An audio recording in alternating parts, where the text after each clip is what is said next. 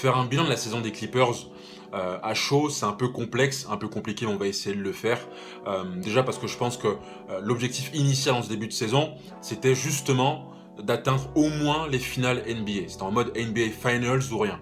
Déjà parce qu'ils ont un effectif de fou furieux, une profondeur de banc impressionnante, aussi parce que la saison dernière s'était mal terminée contre les Nuggets, et c'était d'autant plus important que cette saison en playoff, le paysage en conférence Ouest s'est dégagé, avec des champions en titre, les Lakers éliminés au premier tour, les Nuggets qui ont perdu Jamal Murray, à l'Est les Nets se font éliminer, donc tout était réuni pour que les Clippers aillent chercher une bague.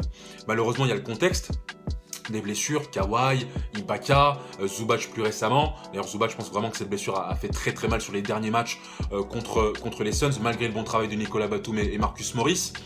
Mais mine de rien, les Clippers arrivent en finale de conférence, la première de leur histoire, avec de nouveaux visages. Terrence Mann et son fameux Game 6 à 39 points, des revenants, Reggie Jackson, qui a retrouvé son niveau d'antan, notamment de l'époque OKC, lui qu'on avait perdu de vue, qui avait réalisé des playoffs très mitigés la saison dernière. Le revenant Nicolas Batum, qui avait connu des années blanches, quasiment du côté des Hornets qui ne jouaient plus grand chose de leur saison et qui est resté finalement psychologiquement fort, physiquement fort pour réaliser une très très grande saison avec les Clippers. Bravo Francis Nicolas Batum. Je pense également à Playoff P, je pense à Paul George qu'on a décrié, qu'on a moqué et qui mine de rien a porté les Clippers à sa mesure quand Kawhi n'était pas là et qui, voilà, même s'il a fini un peu sur le dur hier, a réalisé de bons playoffs. Je rappelle quand même que c'est le joueur qui a joué le plus de minutes de ces playoffs et de loin.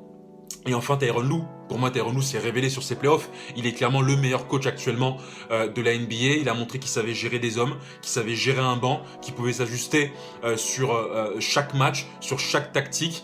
Il a enfin sorti finalement de l'ombre de LeBron qui avait plané sur lui lorsqu'il était du côté des Cavs. Il s'est enfin affirmé comme un coach d'une grande franchise. Pour moi, un nouveau groupe est né et j'ai hâte de voir ce qu'ont faire les Clippers la saison prochaine. Il y a plusieurs dossiers brûlants, bien évidemment. Kawhi, Reggie Jackson, mais j'ai hâte de les voir la saison prochaine. Prenez soin de vous. À très vite, on est ensemble.